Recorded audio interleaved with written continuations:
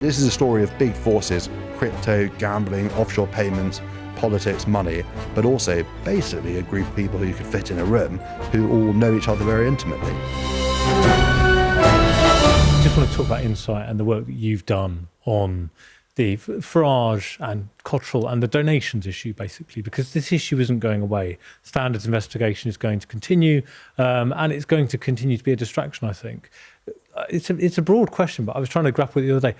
Why is it that reform attracts these kind of stories? It's because it's very unusual, the source of their money, isn't it? It's not something we've seen in British politics before. Yeah, well, I think the most kind of eloquent and I should say prescient commentator on this has been Fraser, who identified some time ago that what we were witnessing with respect to the funding of reform was unprecedented, and the role of crypto in relation to the funding of Farage personally and his party. So I suppose what we've been doing at Insight, the Sunday Times investigations team, for over the last month or so, we've been trying to examine, I suppose, sort of, there have been two horses riding in parallel to one another. One is the kind of more technical, some people might say, slightly more Westminstery question of Farage's adherence to party rules. And then the other is we've been trying to unravel this amazingly opaque world of offshore crypto gambling, payment processing companies, the ways in which individuals are capable of moving money around the world, and in turn, the ways in which that money then has fortified Farage since his return to politics. And I suppose the bits where this story has become troubling for Farage are where those two themes, two threads have come together. I think the best example of that, and I sort of doff my cap here to The Guardian, who've done very important reporting on this as well, is the question of this police investigation and the donations by Fiona Cottrell, George Cottrell's mother.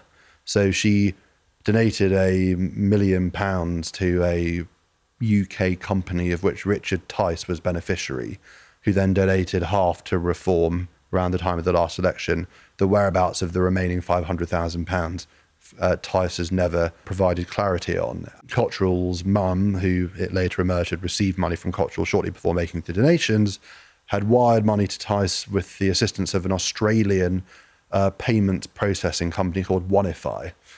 We then at Insight had a source who approached us and were able to determine that Cottrell himself had taken out a account with this Australian entity 24 hours before his mother used it to make donations. And we found out that all the people involved in the company had met Cottrell at a party in Montenegro a year or two prior. So this story, I mean, what's kind of fascinating about it journalistically is that it is so tightly socially wired. There are essentially about 10 people encompass the worlds of politics, crypto, gambling, and they're all intimately involved. And just to kind of lift the veil a little bit into our journalistic process, we had a story on the weekend about the fact that Christopher Harborne, the man behind the £5 million,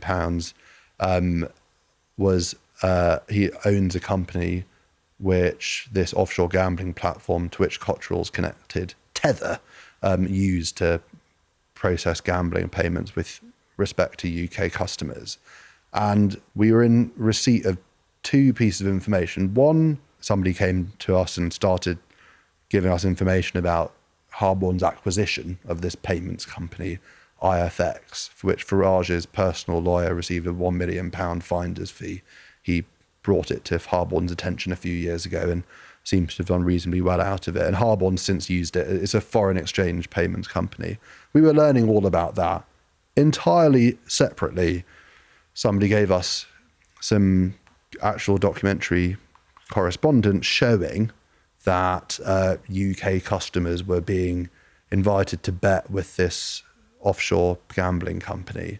And we were given some banking information where UK customers were told to send their funds.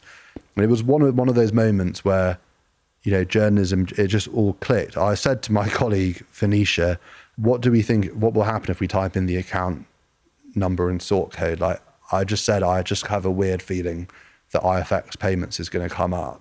And we typed in on Revolut and on a few other electronic payments providers the account information. And it was slightly filmic when IFX payments just emerged on screen. But I guess the reason I assumed that Harborne would be involved in the financial infrastructure behind this gambling syndicate was that there is just a tiny number of people involved in all of this. And they're all people to whom Farage is incredibly close. Farage dined with Harborne and George Cottrell days before the launch of Tether.bet. So it is really the story of, journalism is sort of at its most intelligible and hopefully most compelling where there are actual people as well as big forces at play. And this is a story of big forces: crypto, gambling, offshore payments, politics, money, but also basically a group of people who you could fit in a room who all know each other very intimately. And I suppose that's what we've been trying to unravel recently. Farage says that Cottrell's support for him is none of anybody's business and has nothing to do with politics. George Cottrell says he is a customer in Tether.bet and has no further role. Christopher Harborne said he was not involved in the day-to-day arrangements of IFX. Richard Tice denies all wrongdoing.